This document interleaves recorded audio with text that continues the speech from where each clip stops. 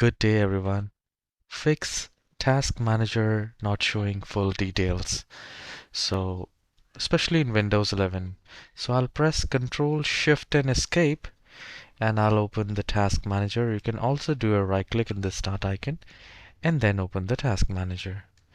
So once the Task Manager is opened, you can see that a lot of applications are running. However, it's not showing full. So if you're running Windows 10, you will have more details at the bottom. You just need to click on more details.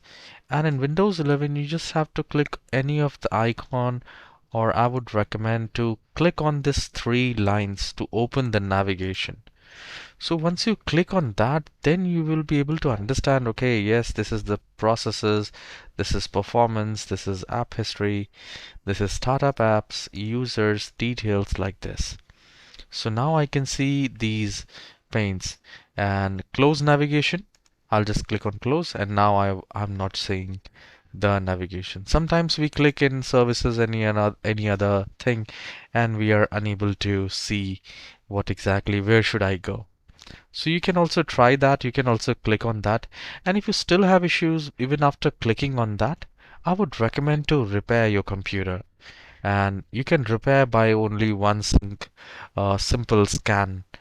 Just click on the start icon, click on the search icon and type CMD. CMD, Charlie, Mike, David. And run as administrator. Then it will ask you to say yes. And please make sure you should have the administrator command prompt. And now type sfc space / scan now. This command you need to type, there is a space after sfc and you just need to hit enter and this will begin the system scan, and this process will take some time, around 2 to 5 minutes. Let it complete, restart and see the task manager.